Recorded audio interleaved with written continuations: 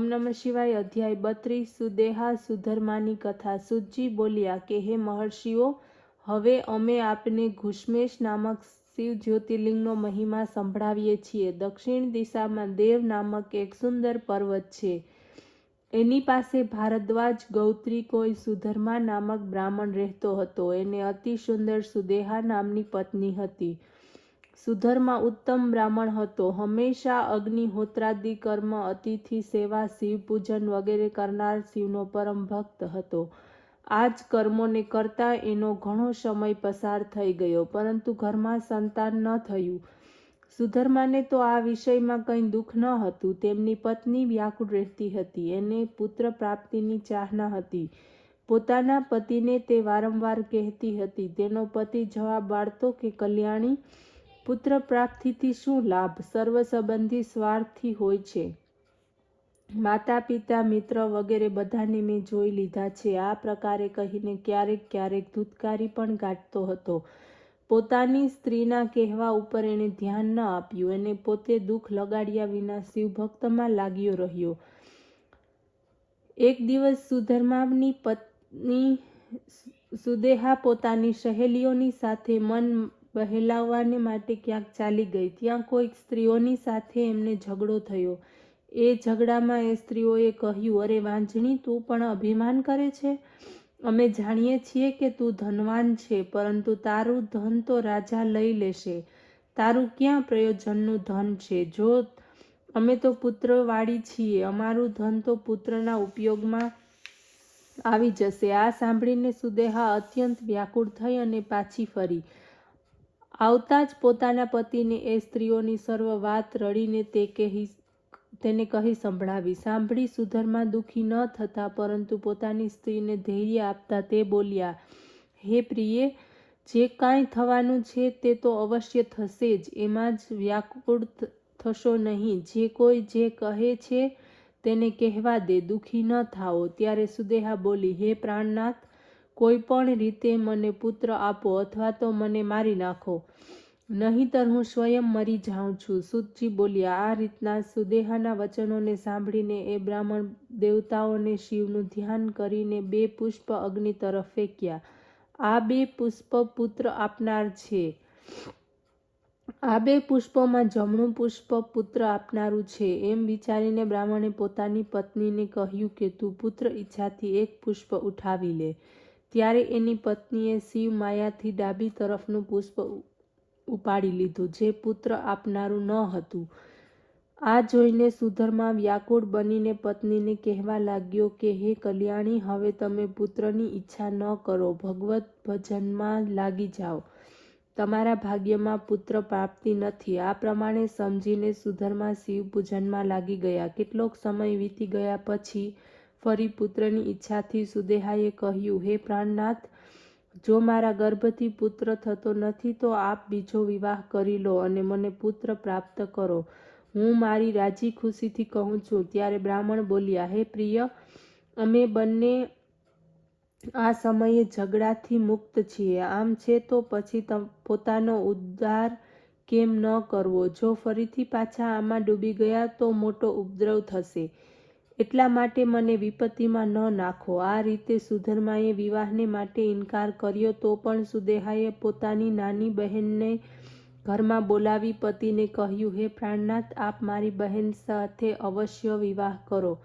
આ સાંભળી સુધર્માએ કહ્યું કે કલ્યાણી, તમે મને ઝઘડામાં ન નાખો. જો કદાચ પુત્ર પ્રાપ્ત થશે તો તમે બંને સગી બહેનો પછી લડશો, જેનાથી કોઈને સુખની પ્રાપ્તિ નહીં થાય. ત્યારે સુદેહાએ હાથ જોડીને કહ્યું, હે પ્રાણનાથ, આ મારી બહેન છે. આની સાથે હું વિરોધ શા માટે કરું? આપ નિશ્ચિત રહો.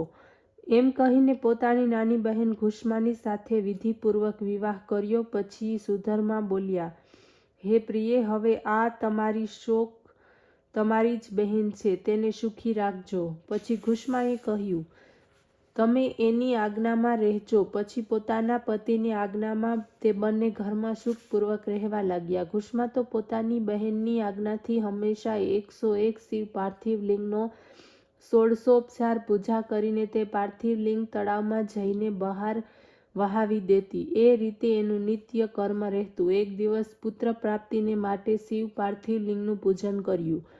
આ પ્રકારની સંખ્યા પણ 1,00,000ની પૂર્ણ થઈ ગઈ. ભગવાન શંકરની પરમ કૃપાથી એમ પરમ સુંદર ગુણગાન પુત્ર પ્રાપ્ત કરીને સુધર્મા અત્યંત પ્રસન્ન થઈ ગયો. પરંતુ એની મોટી બહેન પુત્રવતી બહેનની ઈર્ષા કરવા લાગી. અધ્યાય 33 ઘુષ્મેશ શિવલિંગની ઉત્પત્તિ. સૂતજી બોલ્યા કે હે મુનિઓ, આ રીતે કેટલોક સમય વીત્યા પછી તે બ્રાહ્મણ કુમાર મોટો થયો. સુધર્માએ તેને જીવવા યોગ્ય જોયો.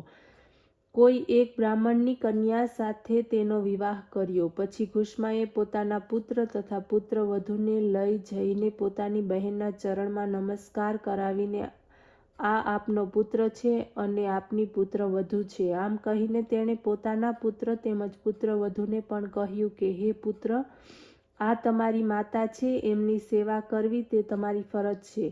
આ રીતે તે બંનેને સમજાવ્યું. પછી તે બંને જ સુદેહાની આજ્ઞામાં તત્પર રહેવા લાગ્યા. પરંતુ સુદેહાની ઈર્ષા વધતી જ ગઈ. એમનો વ્યવહાર પણ તેવો જ થતો ગયો. એક દિવસ તેણે વિચાર કર્યો કે મારું આ દુઃખ ત્યારે જ શાંત થશે જ્યારે ઘુષ્માની આંખોથી પુત્રના મૃત્યુને કારણે આંસુની ધારાઓ વહેશે. હવે મારે એવો જ ઉપાય કરવો જોઈએ. સૂતજી બોલ્યા, કુટિલ પુરુષોની શત્રુતાને લીધે સાચા ખોટાનો કંઈ પણ વિચાર રહેતો નથી. એમના બળ, બુદ્ધિ વગેરે બધું જ નાશ પામે છે. આ રીતે સુદેહાએ પણ કપટમાં આવીને એ રાત જ્યારે બધા સૂતા હતા ત્યારે હાથમાં છરી પકડી તેનાથી સૂતેલા પુત્રને મારી નાખ્યો. પછી એના ટુકડે ટુકડા કરીને રાતોરાત તળાવમાં નાખી દીધા, જેમાં ઘુષ્મા જઈને શિવ પાર્થિવ લિંગ બનાવીને પધરાવી દેતી હતી. આ બધું કૃત્ય કરીને તે ઘરમાં આવીને સૂતી. પ્રાતઃકાલ થયો. ઘુષ્મા ઉઠી પોતાના નિત્યના કામમાં લાગી ગઈ. સુદેહા પણ ઉઠીને કામકાજમાં લાગી ગઈ. પછી પુત્રવધૂ ઉઠી. એણે ખાટલા ઉપર રુધિર તેમજ શરીરના કપાયેલા ટુકડા જોયા. એના હોશ ન રહ્યા. પોતાની સાસુ પાસે આવીને કહ્યું કે આપનો પુત્ર ક્યાં છે? મને તો લાગે છે કે કોઈકે તેને મારી નાખ્યો છે. તે ધ્રુસકે રડવા લાગી. ઘુષ્માના મસ્તક ઉપર તો જાણે પહાડ તૂટી પડ્યો. તે પણ જોઈને રડવા લાગી. આ બાજુ સુદેહા પણ બનાવટી દુઃખને પ્રગટ કરતી રડવામાં તત્પર થઈ ગઈ. પરંતુ પોતાની શોકને રડતી જોઈને મનમાં મલકાવા લાગી. સુધર્મા શિવ પૂજાથી નિવૃત્ત થઈ ત્યાં આવ્યા. એમણે આ કાંડ જોયું. એક શોક તેમજ સંતાપ કરવો વ્યર્થ છે. જેણે પુત્ર આપ્યો છે એ જ એના રક્ષક છે. ઘુષ્મા, તમે તમારું નિત્ય કર્મ ન છોડશો. એ પ્રમાણે કહીને તેને મોકલી દીધી. ઘુષ્મા નિત્યની જેમ શિવ પાર્થિવ લિંગ લઈને એ જ તળાવમાં નહાવાને માટે ગઈ. ત્યાં નાહીને ત્યારે પાછી ફરવા લાગી તો તેને કિનારે ઊભેલો પુત્ર દેખાયો. તે તરત જ માતાની નજીક પહોંચીને કહેવા લાગ્યો કે હે માતા, તમારા પુણ્ય પ્રતાપથી તેમજ શિવ કૃપાથી હું મૃત્યુ પામેલો જીવતો થયો છું. ઘુષ્માને પુત્ર જીવતો થયેલો જોઈને પ્રસન્નતા થઈ. તે તો શિવ આરાધનામાં લાગી ગઈ. એ જ સમયે એની પરમ ભક્તિથી પ્રસન્ન થઈને જ્યોતિ સ્વરૂપ શિવ પ્રત્યક્ષ થયા અને બોલ્યા, હે ઘુષ્મા, તારા આ પુત્રને સુદેહાએ મારી નાખ્યો હતો. હવે હું એ પાપીનો વધ કરું છું. તું ઈચ્છિત વર માગ. આ સાંભળીને ઘુષ્મા પ્રણામ કરતા કહેવા લાગી, હે સ્વામી, જો આપ પ્રસન્ન છો તો મારી બહેનને અભયદાન આપો. ત્યારે સદાશિવ બોલ્યા, હે ઘુષ્મા, એણે તો તારી સાથે દુર્વ્યવહાર કર્યો છે. પછી તે પાપીણીનું સારું તું શા માટે ઈચ્છે છે? આ સાંભળીને ઘુષ્મા બોલી, હે નાથ, હું ખરાબ છું કે તે ખરાબ કરનારનું હું ખરાબ ઈચ્છું? હે સ્વામી, જો વરદાન આપો છો તો એ જ વરદાન આપો. સદાશિવ પ્રસન્ન થતા બોલ્યા, સારું, તો એમ જ થશે. બીજા પણ ઈચ્છિત વર માગી શકે છે. ત્યારે ઘુષ્માએ કહ્યું, હે સ્વામી, જો એમ જ હોય તો આપ લોકોના કલ્યાણ તેમજ પાલન માટે અહીં જ બિરાજિત રહો. આ મારી પ્રાર્થના છે. આ સાંભળીને ભગવાન બોલ્યા, હે ઘુષ્મા, હું ઘુષ્મેશ્વર નામથી જ્યોતિર્લિંગ રૂપ થઈને અહીં નિવાસ કરીશ. આ તળાવ લિંગ સ્થલી થઈ જશે અને ત્રૈલોક્યમાં શિવાલય નામથી પ્રસિદ્ધ થશે.